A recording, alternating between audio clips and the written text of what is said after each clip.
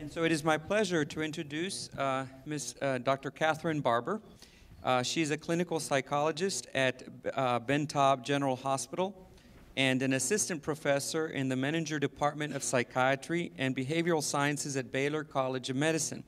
She's also an adjunct faculty member in the psychology department at the University of St. Thomas, where she will also be teaching theories of personality in the spring. Dr. Barber's clinical interests include the assessment and treatment of personality disorders and the integration of religion and spirituality in psychotherapy.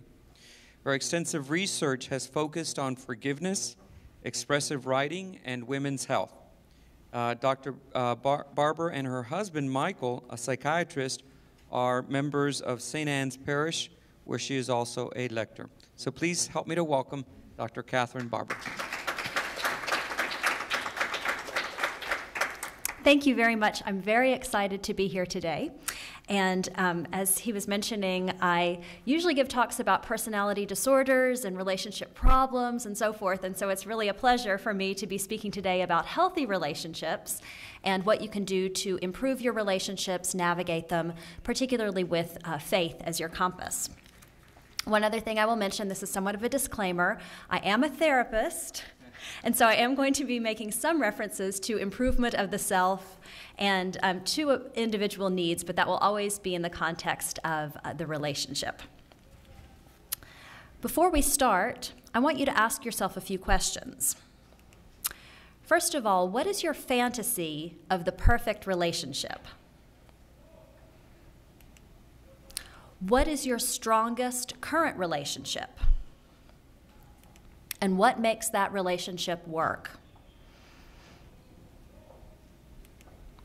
What is your rockiest current relationship?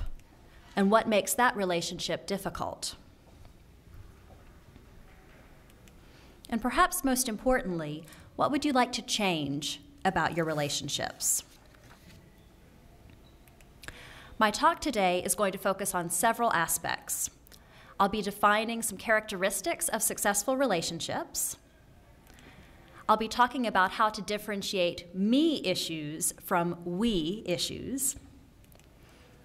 I'll talk a bit about why relationships go awry and how you can manage your relationship buttons.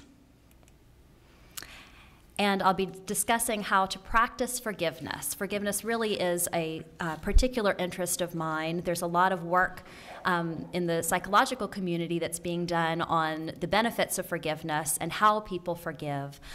So I'll be talking a bit about that. First, I want to talk a little bit about types of relationships and the kind we're going to discuss today. I'll note that relationships come in many shapes and sizes. So there are female friendships, male friendships. I really liked this photo of these guys with their horns and at the football game. Dating relationships, partnerships, and so on. And really, to broadly define relationships, we can think about a relationship as being any interaction that you have with another person that is sustained. So we have relationships with our acquaintances and our colleagues. Of course, we also have relationships with our family, and some of our other speakers will be discussing those relationships. We have relationships with our friends. Dating couples, of course, are in relationships. Spouses, and some others of our speakers will be discussing the marriage relationship, parent-child relationship, and maybe most importantly, our relationship with God. I'm going to be focusing mostly on friendships, dating relationships, and our relationship with God. So first, let's talk about what makes relationships work. I'll cover several areas. We'll talk about common interests, respect for the self, and respect for others, communication skills, a topic that I think a lot of people tend to be interested in, positivity practice, something that may be new to you, or at least that term, but probably the concept's not going to be new to you, having high but realistic expectations, having shared values and morals, and commitment. So let's start with common interests. You can see the young man says, "I like nature and eating. How about you?"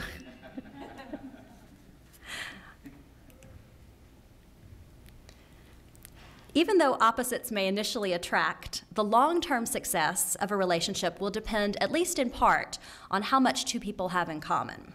So we form friendships based on our common interests, and dating relationships should also include common interests.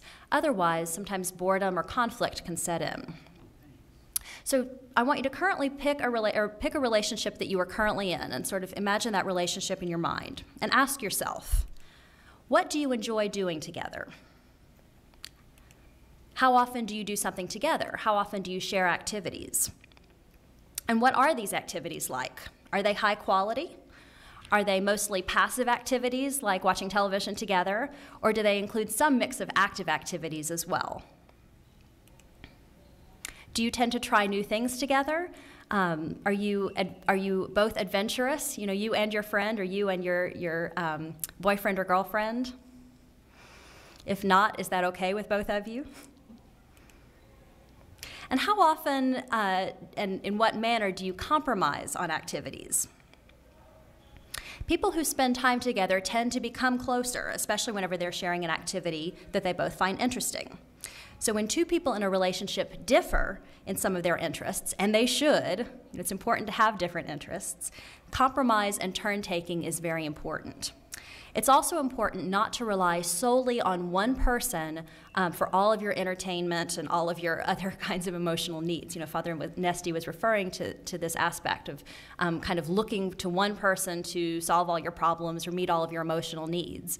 And that's one of the reasons why it's important to have multiple relationships, multiple friendships, and so on, in order to kind of get those different experiences.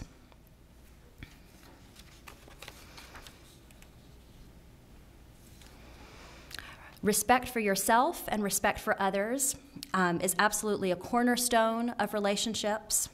Without respect, relationships just don't last. And not only, of course, must you respect the other person, you also have to respect yourself. Remember the parable of the Good Samaritan? This is the quote, love your neighbor as yourself. We should treat others the way that we would want to be treated. And that goes not only for friends, but also those with whom you're in conflict, or even those that you don't like. Interestingly, though, sometimes people treat those who are closest to them with the least amount of respect. Good example of this, I tend to see this, unfortunately, all the time.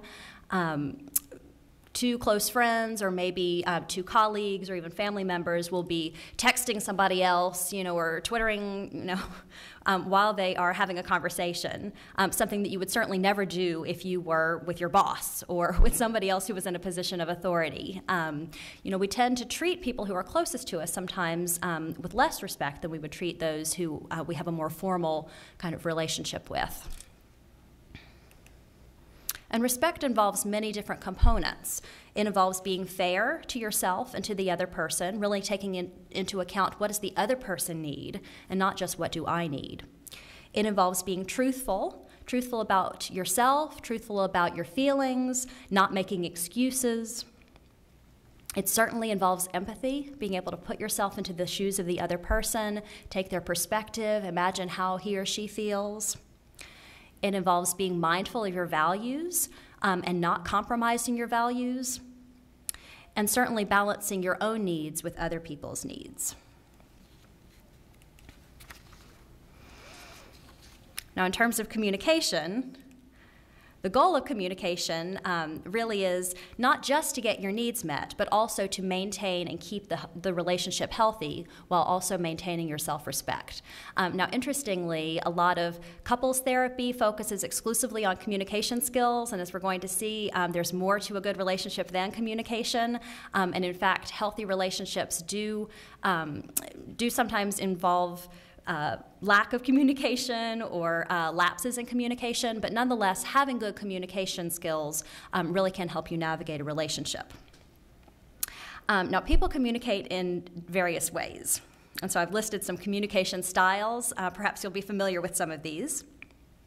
Aggressive communication, this is the least desirable of the communication styles. This style is usually hostile, it's more aggressive, it's more intimidating. It may involve threats, manipulations, attacks, and so on. And unfortunately, aggressive communication often works in the short term. People who are intimidated, people who are feeling attacked, often give in to what the other person wants, right? Have you ever been in that situation where you felt so threatened or felt so intimidated that you just said yes in order to stop the attack? And unfortunately, that tends to maintain the other person's aggressive communication. It kind of reinforces it. But in the long term, aggressive communication absolutely ruins relationships. Passive communication involves not talking about how you feel, not ever expressing your preferences, not giving your opinions, basically doing whatever the other person wants, and suffering in silence. And similarly, in the short term, unfortunately, passive communication also tends to work. If you are always passive and the other person's kind of getting their way, then chances are the other person's going to like that and reinforce your passivity. But in the long term, resentment builds up, frustration, other kinds of emotions, and that can contribute to the deterioration of a relationship. Now, passive-aggressive communication, something that I imagine we're all somewhat familiar with, even if we haven't engaged in passive-aggressive communication, we might have been on the receiving end. Passive-aggressive communication involves not saying how you feel, having negative feelings, not saying how you feel, but acting out those feelings in a way that's covert. So, for instance, let's say I have a close friend who is always 30 minutes late. Anytime we get together, perpetually late, and that infuriates me. Rather than having an honest and open discussion about that with her, I might, the next time we get together, purposely be an hour late. So I've communicated my anger in an aggressive way, but it's passive. It's kind of covert, it's indirect. And passive-aggressive communication is another downfall in relationships.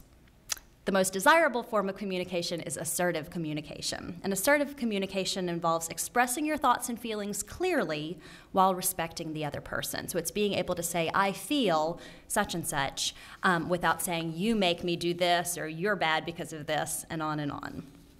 Those good old I statements, I'm sure everybody's heard about those. Sometimes I statements can be kind of, people can misuse I statements by saying, I think you're a horrible person. If they've been taught start every sentence with an I and you can't go wrong, that's not completely the case. I statements really should involve some statement about how you feel. I feel such and such about such and such. There are some other ways to improve your communication and engage in more assertive communication. One set of skills actually comes from a book by Marsha Linehan, who happens to be an expert in personality disorders. You might imagine that people with personality disorders have a lot of difficulty communicating or have difficulty expressing themselves in an effective way. And so Linehan has developed a rubric for effective communication. And the anagram is just, Dear man, give fast. So that's an easy way to remind it. And it consists of the following skills. First, in order to get needs met, or at least to express a desire, express a want or a wish, you can describe the situation. Recently I noticed that every night I cook dinner and have to wash the dishes. That would just be a description of the situation that maybe has been making you frustrated. You're sticking to the facts. And then you express your feeling. I feel frustrated about having to do all of this on top of working all day, right? You're just expressing a feeling. You're using an I statement. Then you assert your wish. I would like for us to share this task, okay? And then reinforce the other person's positive response, usually by saying thank you, or I'd appreciate it if, or it would really make me feel happy if this works out, or I know that we'll be able to do more as a couple, if we're negotiating or if we're compromising. Less preferable is to describe the negative consequences that will happen if the person doesn't do what you want. Sometimes you may have to resort to that. If this doesn't happen, unfortunately, I'm not going to be able to, X, Y, or Z. That's less preferable because, in general, punishment is a lot less effective than positive reinforcement. That's just a basic rule of human behavior. Punishment might feel good in the moment, the person who's doing the punishing, certainly not the person who's on the receiving end. But in the long run, punishment tends to be less effective. So describing a situation, expressing your feeling, asserting your wish, and reinforcing the other person's response, and doing so mindfully, really sticking to your goal, not being put off by, or not being sidetracked, right? If you're expressing your desire to another person, let's say a boyfriend or a girlfriend or a friend, and they say, well, this isn't really that important, let's talk about something else. Being mindful would involve being able to come back to your topic and say, well, actually, it really is important to me. I would like for us to discuss this. So getting back on track. Also, appearing confident. Remember that whole idea of passive communication involves not speaking your mind, acting, afraid or otherwise ineffective. Appearing confident is an antidote to that. Really being able to be firm, not harsh, but be firm and be strong. And also being willing to negotiate. This is where we start getting into the more relationship or the maintaining relationship end of communication. It's really important to learn how to compromise and negotiate. If you are letting somebody else know what's important to you and they're not able to help you with that, or they're not able to give you what it is that you are requesting, being able to ask them, well, what do you think we can do about this? How do you think we can resolve this conflict? This is really important to me. What else do you think we might be able to do? Does that make sense?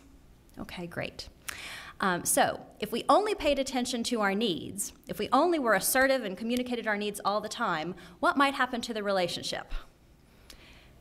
It could potentially actually go south, right? Because if we only focus on our own needs, if we're always saying, this is what I want, this is what I need, and you've got to give me this, and you've got to give me that, of course, that might be a little bit more aggressive than assertive. But if we're constantly focusing on only being assertive and getting our needs met, we're really neglecting the other person's point of view. We're neglecting their needs.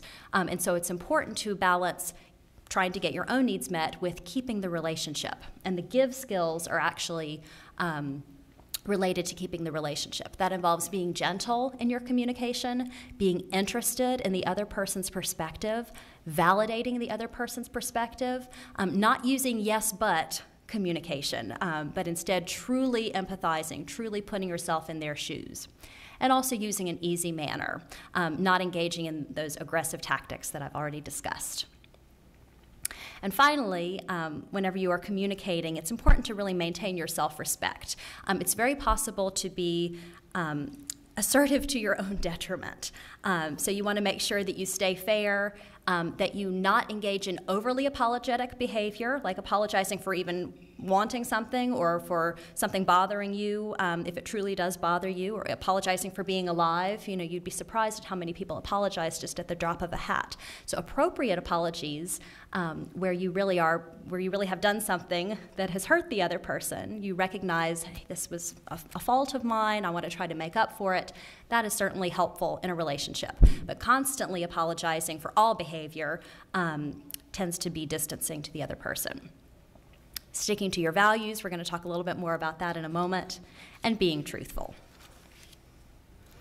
Okay, so as I mentioned, often communication skills are the number one thing that is taught in couples counseling or in other kinds of marriage counseling, and those are extremely important, but positivity practice is probably the thing that really keeps marriages going. So what is positivity practice? Well, a very well-known psychologist and researcher on couples issues, John Gottman, has defined positivity as expression, both verbal and nonverbal expressions of positives. And what he's done a lot of research on this, and what he's found is that for every one negative statement or behavior in a couple, there are usually 5 positives if that couple is a happy couple, or if that is a fairly healthy relationship. So basically what you see, and this can be true for friendships as well, although he's mostly focused on marriage and dating relationships. But what you see is that couples or friends who tend to do well have a lot more positive or positivity in their interactions. They compliment each other, they do nice things for each other, they express empathy, they provide emotional support, and so on. So they're really transcending just their own needs to express frustration or anger or what have you, and focusing on the needs of the other person. I mentioned that, Here we go.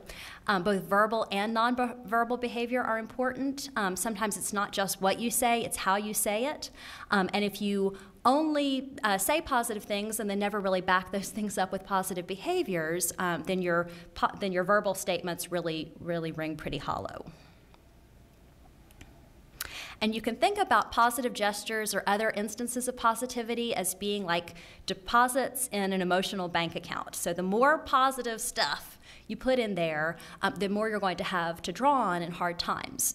So factors such as financial difficulties or maybe geographical distance or having a baby, in the case of married couples or other stressors that can be put on a relationship, will tend to be less stressful if the couple has more in their emotional bank account.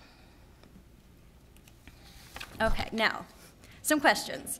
Are you as happy as these couples seem to be? We have Brad and Angelina, or Brangelina, I guess they call them, over in one corner, and Halle Berry and I can't remember the name of her boyfriend, quite honestly. I guess that must suggest that she's a lot more famous than he is. I think he's a model. Is this what your relationships are like? See, we have tiny Eva Longoria Parker and her husband, Tony Parker, and then Katie and Tom, very famous couples. Does this kind of romance really exist? Heidi Klum and Seal are known for being a very romantic couple who renew their vows every year in the place where they got married, and the Smiths as well, considered to be a very romantic couple.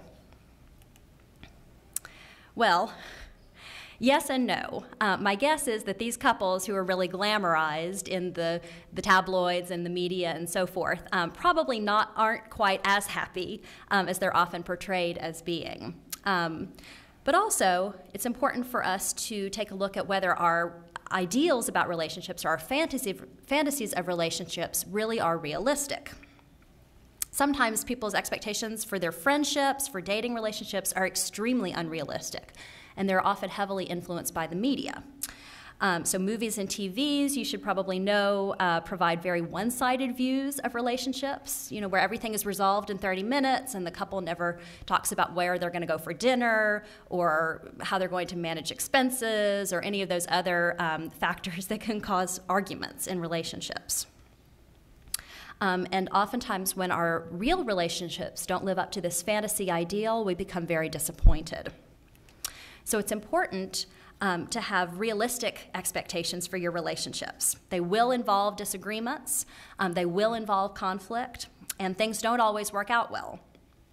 Because two different minds are involved, you're always going to have some degree of potential for disagreement. It's important, though, to learn how to pick your battles and decide when to confront and when to tolerate.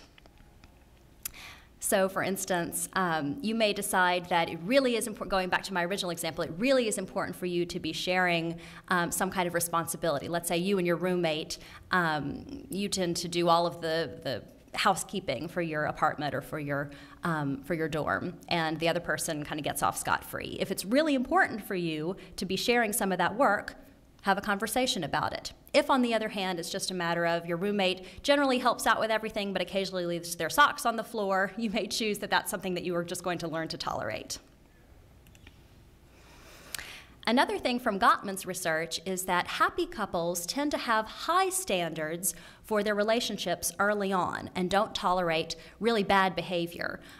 It's important not to have extreme expectations, that every night's going to be a romantic soiree, where everything is laid out before you, dinner is cooked and everything is perfectly romantic, or that you and your friend, will always have wonderful experiences and there will never be any kind of problems. Obviously, those fantasy expectations are not realistic.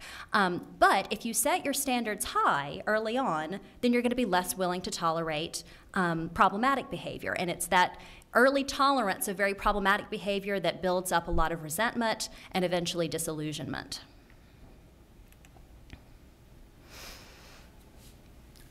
I think it's important for us to remember that God's relationship with us really is our model for all other relationships.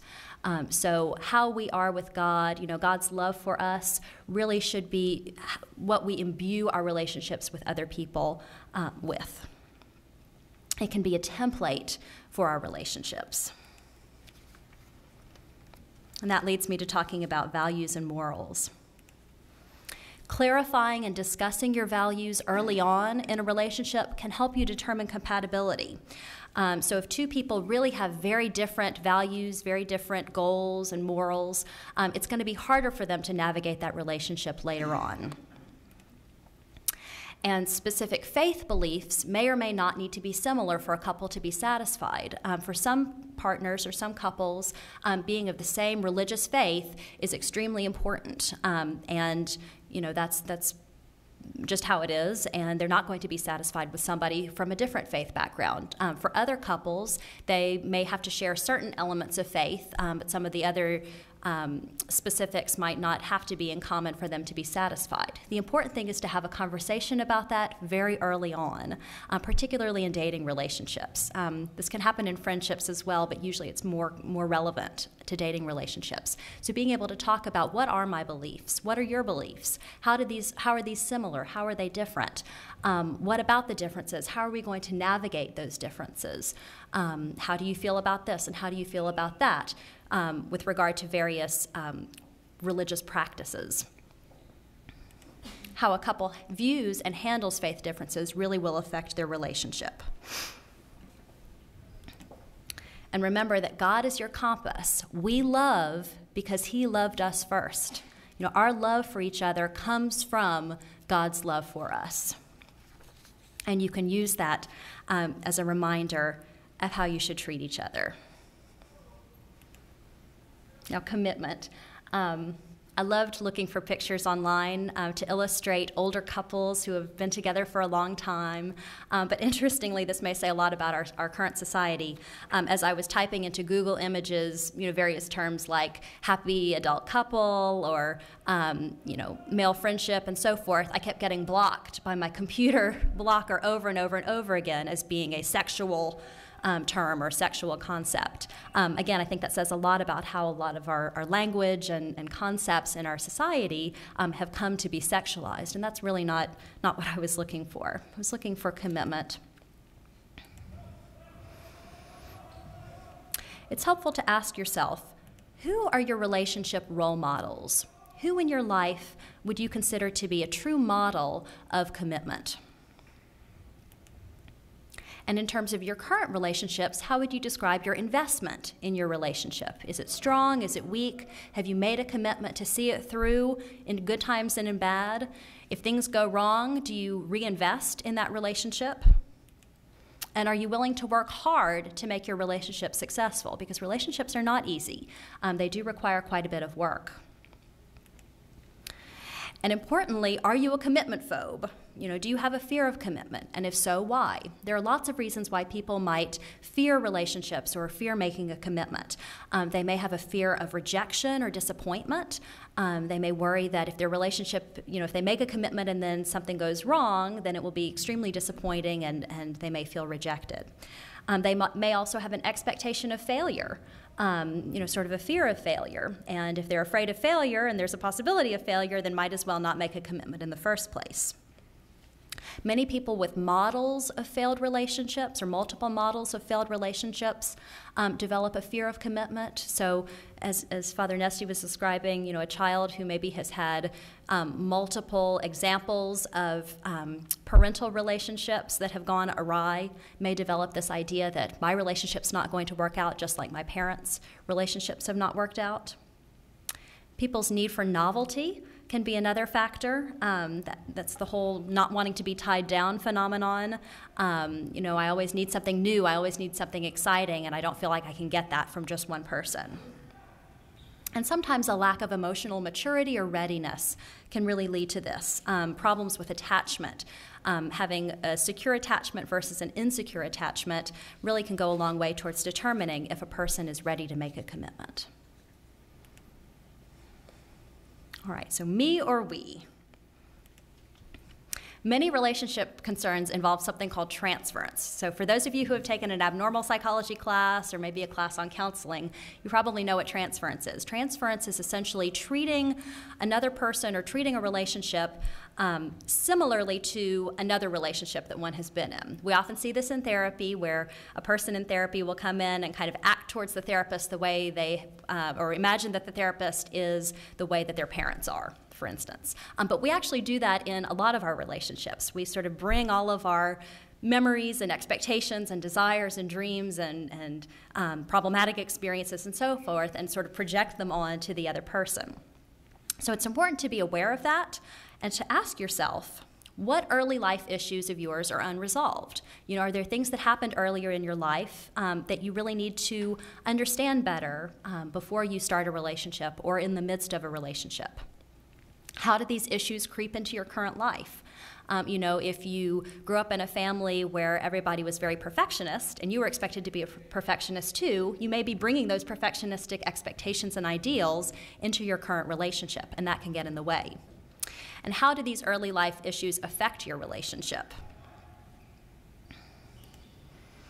It can be helpful to remember to ask yourself, is my current concern truly based in the here and now? Is this really about my current relationship, or is this about something else? Is this old business?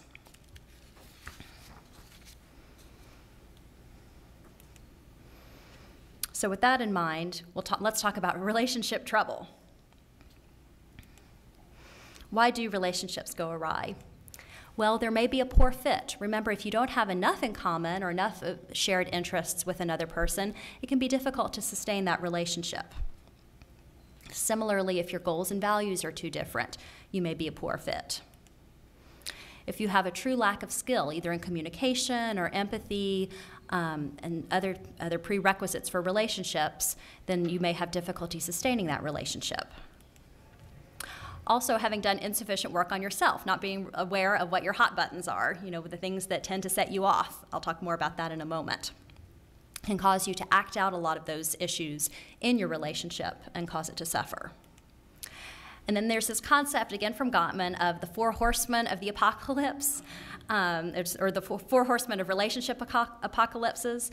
The first of these is criticism, and they differentiate criticism from complaints. Complaints are just things that you don't like, you know, so things that frustrate you, things that you wish were different, and so on. Criticism involves really tearing down the person, the other person in the relationship. So you're a bad person, you're a bad husband, you know, you're a bad girlfriend, you never do anything for me, you know, using all or nothing kinds of statements. Criticism is a real problem for relationships.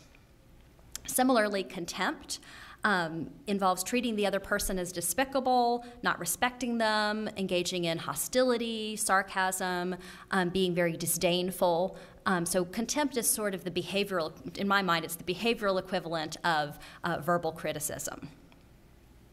Defensiveness is a huge one. This is when you make excuses, you don't really listen to the other person, you're protecting yourself at the expense of the other person in the relationship, you engage in a lot of yes, but statements. And Gottman has found that stonewalling is probably the most problematic of these 4 horsemen. Stonewalling involves refusing to talk about an issue, engaging in the silent treatment, withdrawing from the relationship, especially permanent withdrawals from the relationship. There is something positive or there's something beneficial about being able to take a little break whenever you are having an argument or a disagreement, breaking for a while and then coming back at a time when both people have cooled down and being able to continue that conversation. That's different from stonewalling. Stonewalling is, you know, refusing to talk about an issue anymore, you know, and turning a blind eye or a blind ear, or a deaf ear, I should say, deaf ear, whenever the other person brings that issue up. And what Gottman has found, he's had some fascinating research. He will bring a couple into his clinic and interview them, and in the first few minutes, he's able to predict with extreme accuracy whether or not they're going to end up in a divorce, using these 4 criteria: how much they stonewall, how defensive they are, how much contempt they demonstrate, and how critical they are of each other. So I mentioned I mentioned relationship buttons, and I want to talk a little bit about managing those. Buttons or relationship buttons are the things that really tend to rile you up whenever the topic is broached. And examples of these might be your family, your appearance, success, or things about your work, past relationships of your significant other, so exes, and signs that your relationship buttons might be being pushed. Include being very competitive. So if you feel like you have to one-up the other person, that you have to kind of get a leg up on them, do things in order to really get ahead, chances are some sort of relationship button is being pushed. And oftentimes this, remember, has to do with that old business, things that have happened earlier, maybe in previous relationships. Another sign is keeping account, and that's whenever you keep track of like how much you've done versus how much the other person has done. Maybe not literally, but at least in your mind. I wash the dishes. Maybe I must be on the issue of washing dishes. Although I will say my husband did wash the dishes last night, so I have no legitimate reason for that to be on my mind. But let's just say you're keeping track. I wash the dishes every day this week, and he hasn't done a single thing. Or she never does this, whereas I always do that. Anytime you get into that account keeping, chances are some kind of button has been pressed for you. Also, when you have a heightened focus on your pet peeves, things that normally would kind of irritate you, but you could kind of brush off. If you find that you're really having a hard time brushing off those pet peeves, chances are some button has been activated. And the same thing is true for increased sensitivity to teasing. Some people just at baseline tend to be more sensitive to teasing. But if you find yourself becoming even more sensitive to things that normally you would recognize as teasing and not really that big of a deal, again, chances are some button has been pressed. So what to do about this? One thing that you can do is engage in some self-soothing. Use your senses, use things that tend to make you feel a little bit better, that are healthy, not things like substance abuse or, engaging in unhelpful behaviors, but engaging in healthy, soothing behaviors to help calm yourself down, help you relax, and get a clearer perspective. Also, practicing empathy. You'll notice that I brought up empathy quite a bit. I see empathy as really being essential to any relationship. Prayer is another example. Really cultivate your prayer life. I know more will be said about this later, but being able to be prayerful, both alone and as a couple, or as friends, or in a group. All of those aspects of prayer can really help you feel more ready to turn back towards the other person.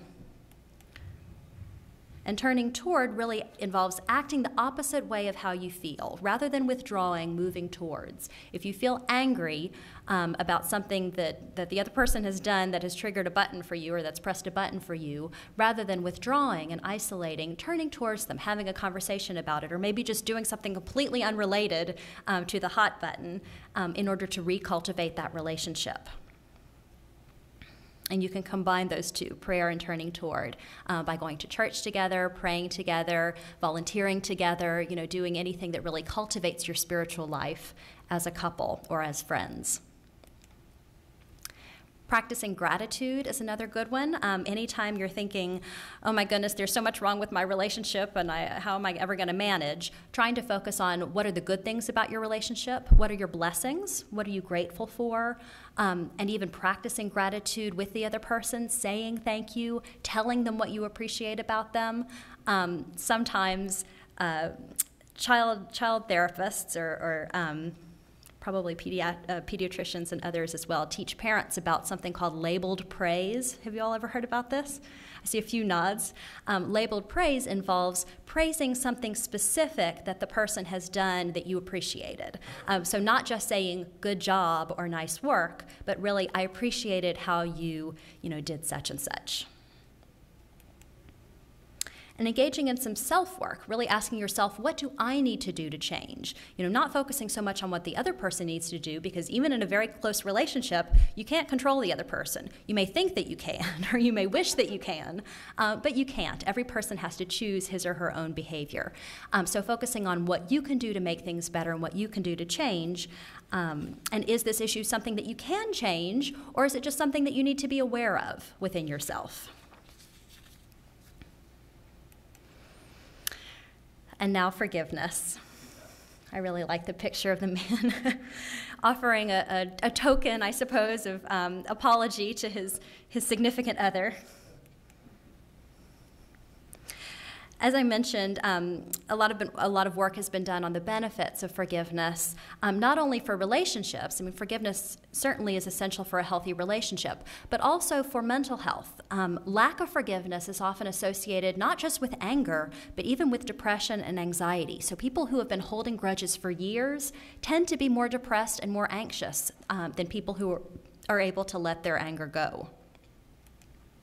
And it's important to note that forgiveness is not the same thing as denying that an offense occurred or condoning it, saying, oh, it's really not that big of a deal, ignoring it, just turning the blind eye, or forgetting.